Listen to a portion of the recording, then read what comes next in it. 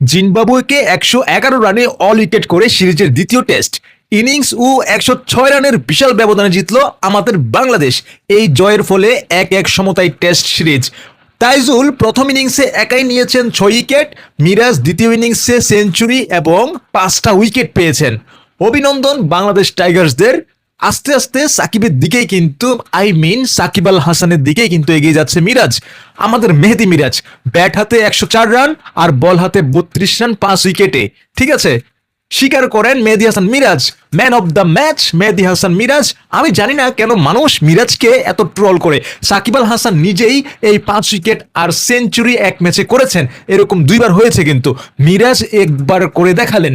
Bowling এর দিক থেকে সাকিবকে কাটিয়ে যাবেন কিছুদিন পর। সাকিব আল হাসানকে তার জায়গায় থাকতে দেন আর মিরাজকে আমি মনে করি মিরাজই হতে দেন। মিরাজ তার ক্যারিয়ারের শুরু করেছিল একজন স্পিনার হিসেবে জাতীয় দলে, সেখান থেকে সে অনেক দূর এসেছে এই পর্যন্ত ব্যাটিং এর উন্নতি করে। সাকিব প্রথম থেকেই ব্যাটিং করে ভালো করত, সাকিবের সাথে তুলনা দিয়ে মিরাজকে সাকিব বানানো বা ট্রল করার কোনো লজিক কিন্তু নাই। বরং গর্বের ব্যাপার ২০০৬ সালের ইংল্যান্ডের বিপক্ষে স্পিনার হিসেবে শুরু করা মিরাজ আজ এত দূরে আসলেন। ইনিংস এবং ১০৬ রানের মাইটি জিম্বাবুয়েকে হারিয়ে ১৬ কলা পূর্ণ করলো এই স্বাগতিক বাংলাদেশের। মানে হলো জিম্বাবুয়েকে ডাকার আগে বাংলাদেশে গত ৫ ম্যাচে টানা হেরেছিল, বাংলাদেশ হেরেছিল। এর মধ্যে একটা ছিল ইনিংস এবং ২৭৩ রানের বিশাল ব্যবধানের হার। তারপর জিম্বাবুয়ের সাথে সিরিজের ম্যাচ, মানে প্রথম ম্যাচ হেরে ৬টা হার ছিল বাংলাদেশে।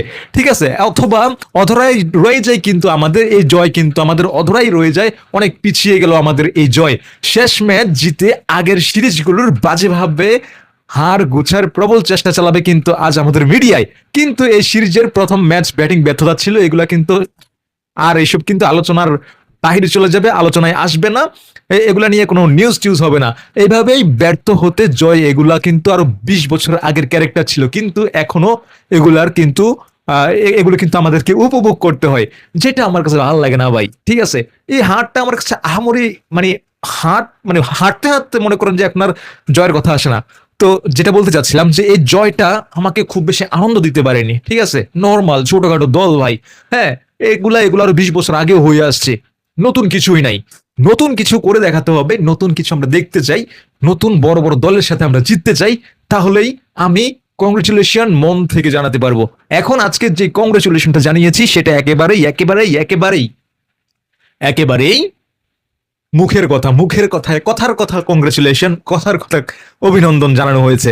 তো ভিডিওটি বেশি বেশি করে শেয়ার করে দিবেন। আল্লাহ হাফিজ, টেক কেয়ার, বাই বাই।